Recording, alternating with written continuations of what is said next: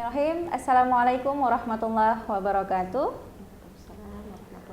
Rabbi israh li sadri wa yassir li amri wahlul 'uqdatam min lisani yafqahul qawli. Puji syukur kepada Allah, salawat dan salam kepada baginda Rasulullah sallallahu alaihi wasallam. Alhamdulillah pada kesempatan siang hari ini kita masih diberikan kesehatan dan umur yang panjang sehingga kita bisa berhadir dan melaksanakan aktivitas kita pada siang hari ini. Senang sekali rasanya saya Acik Nova, Komisioner KPI Aceh, berkesempatan pada siang hari ini menjadi host pada program podcast KPIA, dan mudah-mudahan banyak hal edukatif yang bisa kita tampilkan di sini untuk memberikan informasi kepada masyarakat Aceh khususnya. Hari ini, kesempatan pada siang hari ini kita akan membahas sedikit tentang program siaran yang ramah anak dan perempuan menjelang digitalisasi penyiaran. Tentunya untuk membahas ini saya tidak seorang diri, telah berhadir di tengah-tengah kita dengan berbagai aktivitas beliau. Alhamdulillah masih menyempatkan waktu untuk bisa bersama kita di sini. Selamat datang kami sampaikan untuk Ibu Dian Huriana. Assalamualaikum Ibu. Waalaikumsalam warahmatullahi wabarakatuh. Alhamdulillah sehat ya Bu ya. Alhamdulillah. Terima kasih Ibu telah menyempatkan waktunya untuk berhadir di sini. Mudah-mudahan menjadi amal jariah untuk kita. Untuk semuanya, dan ya. Menjadi juga ilmu dan pembelajaran tentunya untuk kita dan juga masyarakat Aceh khususnya.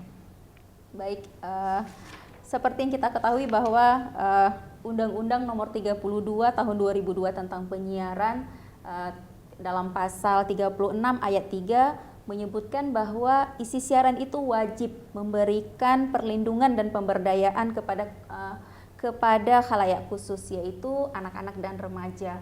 Nah, kalau dalam pemerintahan kita dalam undang-undang sudah sangat jelas diatur. Bagaimana tanggapan Ibu sebagai seorang kepala sekolah yang aktivitasnya memang dengan anak-anak ya, anak-anak generasi bangsa kita, melihat apakah program siaran yang ditayangkan saat ini mungkin di Indonesia pada umumnya khususnya di Aceh sudah sesuai dengan amanat undang-undang ini di mana ramah anak dan perempuan itu Ibu? Baik Ibu Aci atau Kak Aci ya.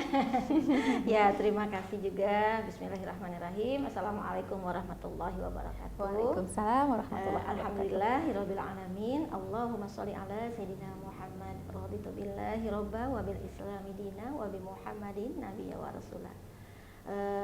Alhamdulillah bulan Ramadan ini mudah-mudahan kita mendapatkan keberkahan, dan alhamdulillah di KPIAI membuat satu program yang subhanallah ya untuk kemanfaatan dan anak-anak juga perempuan ya, karena memang konsen untuk kali ini kita ke anak-anak dan perempuan terkait dengan berbagai macam siaran dan juga kondisi bukan cuma di Aceh, di Indonesia dan juga di dunia secara keseluruhan ya, semenjak pandemi ini ya, pandemi itu juga kan Allah yang memberikan ya qadarnya, sehingga dengan cara itulah Allah memberikan kita pengetahuan ya, sehingga adalah mulai pendidikannya beralih dari yang tadinya manual tatap muka, tiba-tiba untuk 2 tahun belakangan ini kita mau nggak mau harus digitalisasi online ya. Jadi itu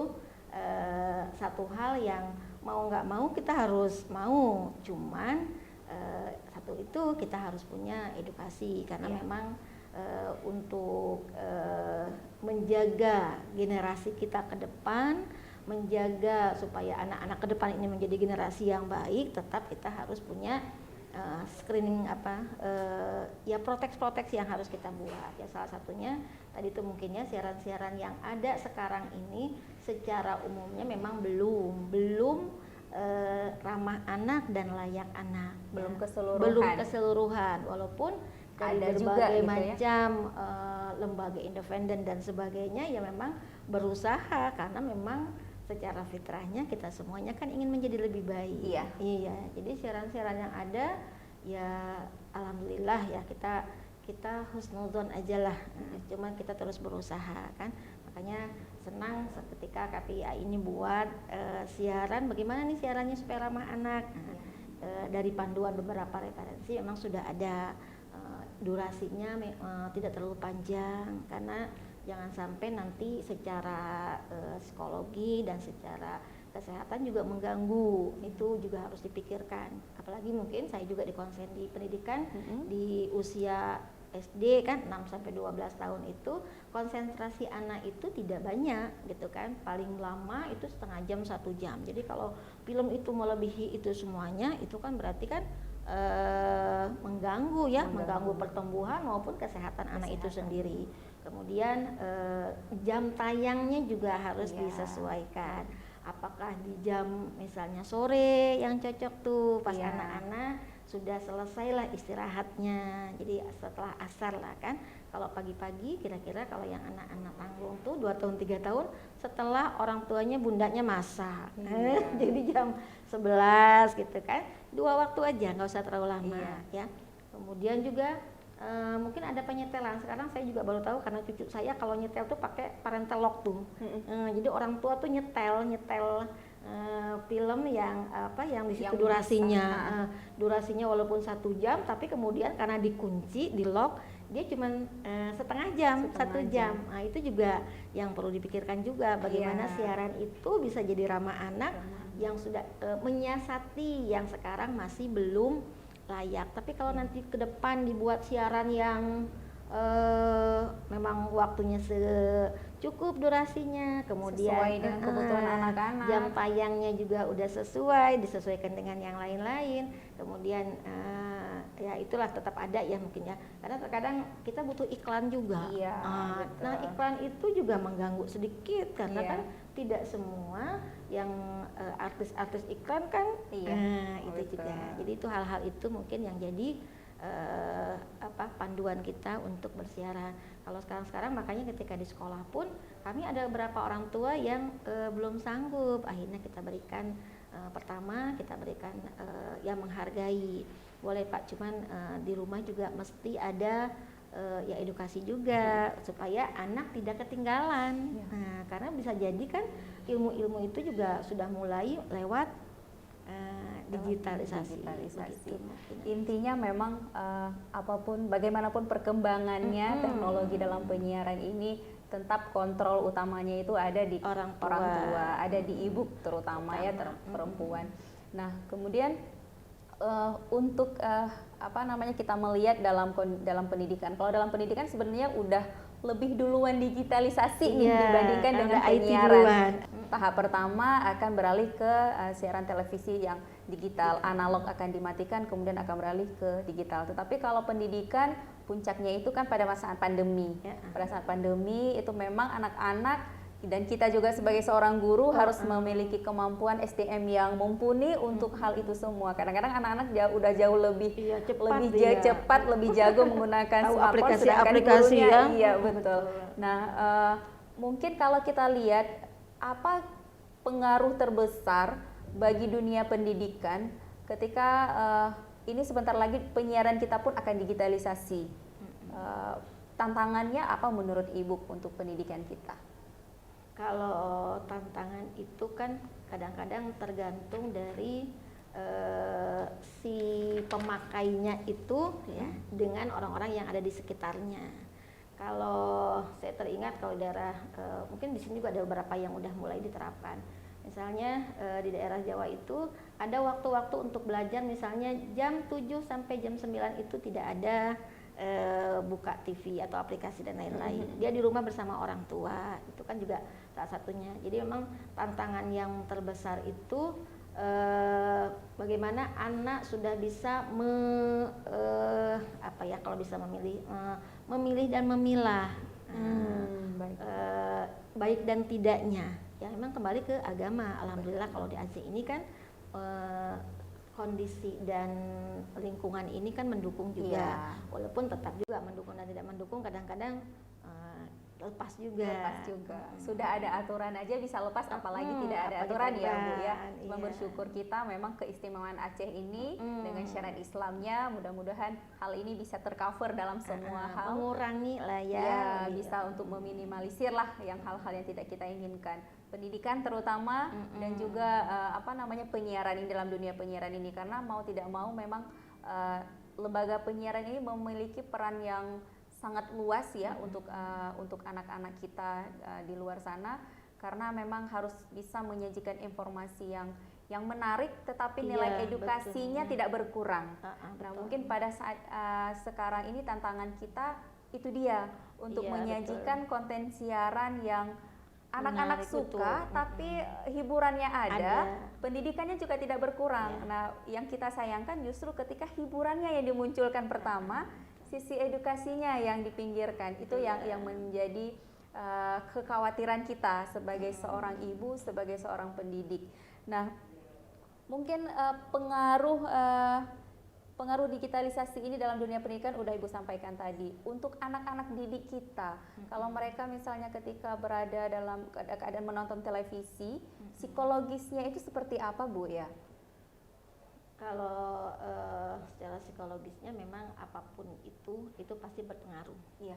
Apapun yang disajikan, apakah itu dalam bentuk manual atau dalam bentuk digitalisasi, itu pasti pengaruh psikologis itu ada.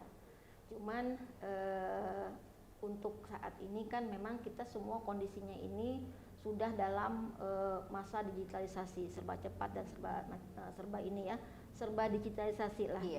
Memang kelebihannya dari segi keilmuan mereka tinggi. Nah, karena dulu kita waktu belajar misalnya untuk mendapatkan satu bahasan materi saja itu sampai berlembar-lembar, berhalaman-halaman gitu kan. Harus buku gitu, harus ya. buka buku dan sebagainya, satu SKS satu semester gitu kan. Nah, kalau mungkin di sekarang sekolah satu semester. Sekarang 1-2 hari 3 hari udah tahu. Gitu. Jadi kalau bahasa anak saya SMA tuh enak lah Mi, ada ininya, dulu kita nggak harus duduk. Makanya kalau ada yang dia punya program homeschooling atau program yang akselerasi percepatan sekolah, itu ada yang mungkin 1 tahun udah selesai karena gampang, dia tinggal buka ini aja, karena udah percepatan dia berpikirnya tuh cepat.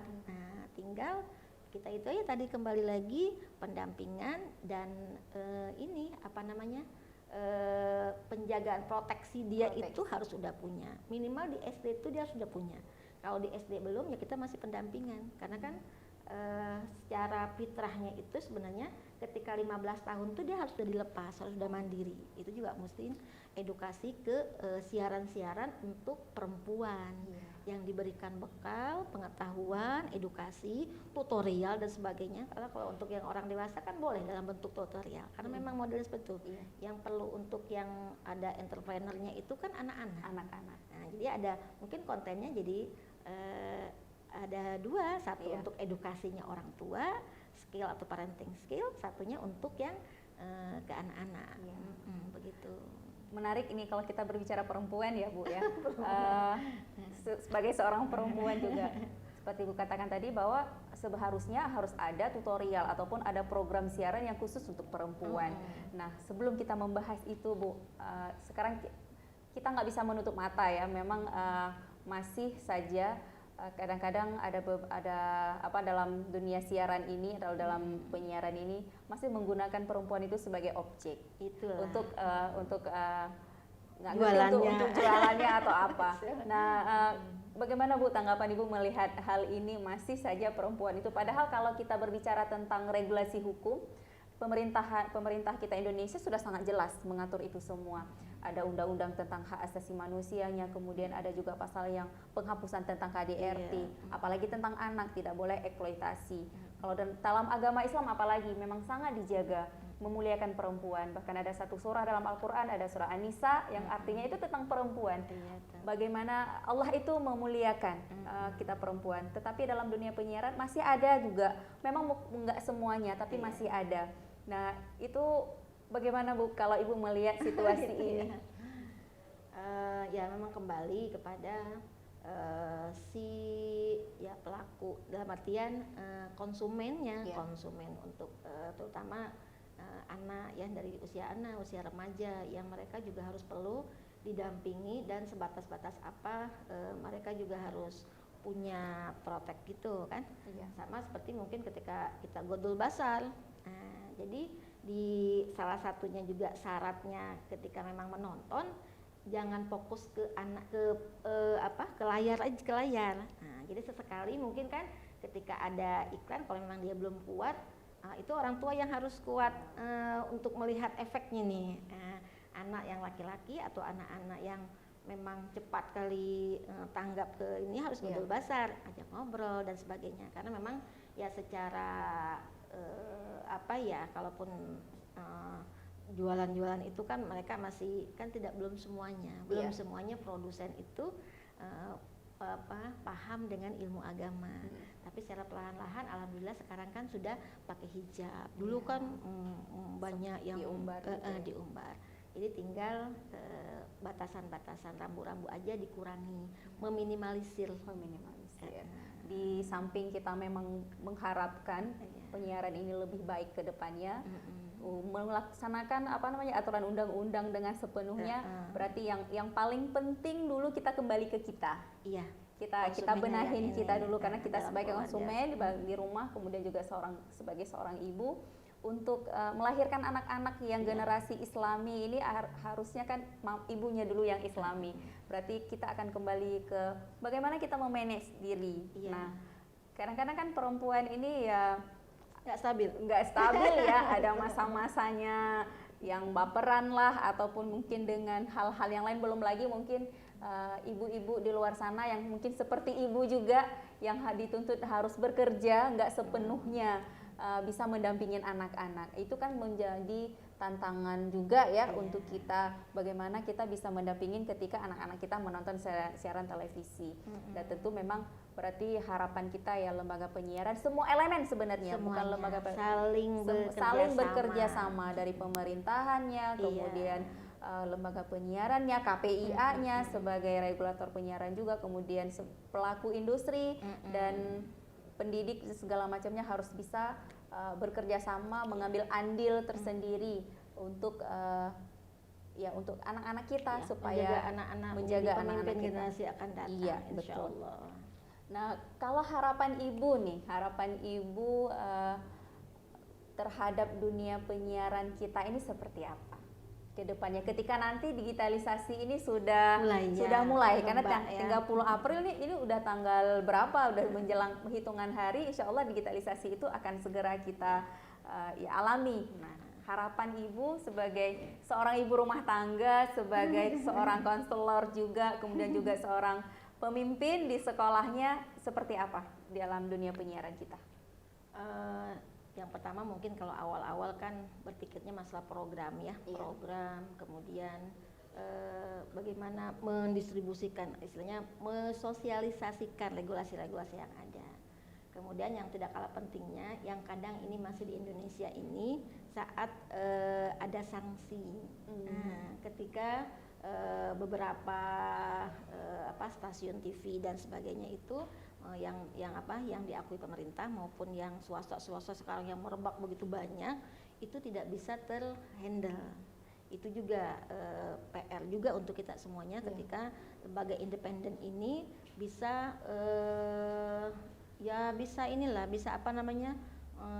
punya power untuk siapa-siapa yang kena sanksi. Nah, itu. Jadi mungkin ada semacam monitoring atau supervisi yang bisa mereka jadi kapok.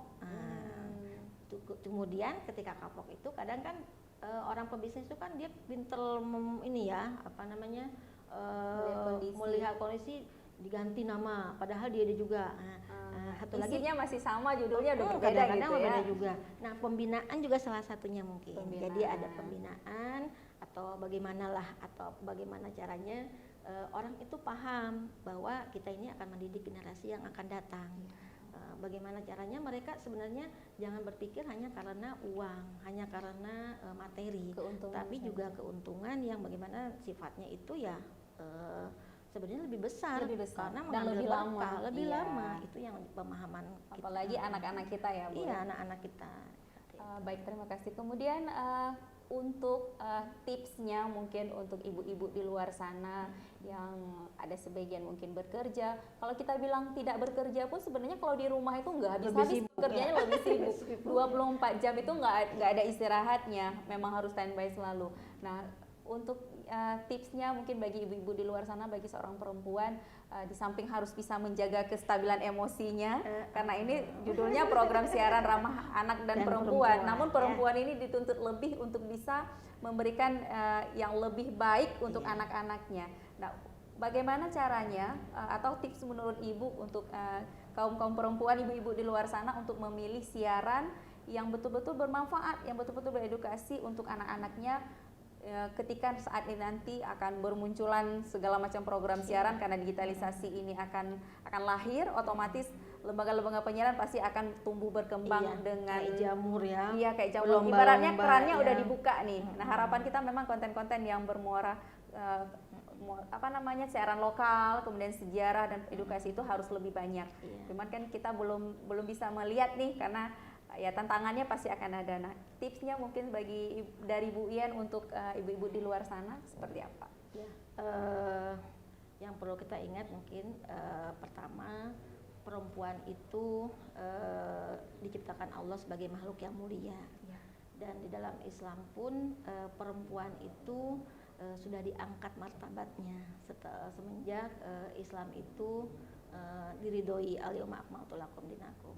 Jadi kesadaran dari perempuan itu sendiri ketika dia sudah dimuliakan, harusnya kesadaran untuk memelihara kemuliaan itu. Jadi bagaimana caranya dia menjaga kemuliaan adalah dengan menjaga dirinya sendiri. Kewajiban-kewajiban yang mungkin yang ditaklifkan atau dibebankan kepada perempuan itu sifatnya sebenarnya bukan pembebanan, tapi kemudahan-kemudahan untuk melaksanakan kewajiban-kewajiban. Itu yang terkadang kesadaran itu belum muncul. Kalau kesadaran itu sudah muncul, secapek apapun, seberat apapun, dia akan menikmati. Apalagi melihat hasil. Kalau melihat hasil tuh, masya Allah, subhanallah, itu nggak bisa diganti dengan uang bertriliun juga, tidak bisa. Itu kesadaran pertama. Kedua, ketika kesadaran itu muncul, nah dari lembaga-lembaga yang ada ini memberikan kontribusi yang sifatnya itu yang dia tidak ada. Nah, di rumah dia ada, mungkin dia pasang IndiHome dan sebagainya, wifi dan sebagainya itu yang dapat. Nah, kalau buka sekarang stasiun itu kan berapa banyak ya, sampai ribuan malah kan, udah berapa ini. Nah, di situ itu juga paham dengan akhirnya kita kembali memang ke kesadaran kita sebagai umat muslim. Utlubul ilma minal mahdi ilal lahdi. Tuntutlah ilmu dari buayan sampai ke liang lahat. Jadi walaupun sudah selesai sekolah, selesai kuliah dan segala macamnya, belum selesai. Karena banyak ibu-ibu kadang-kadang, Bu, saya biasa pegang ulekan, pegang ini, pegang pensil gini lagi, tidak. Padahal harusnya enggak. Walaupun dia di rumah, dia harus punya jadwal untuk meng-upgrade dirinya sendiri. Apakah dengan membaca? Nah, salah satunya mungkin dengan membaca program siaran ini juga.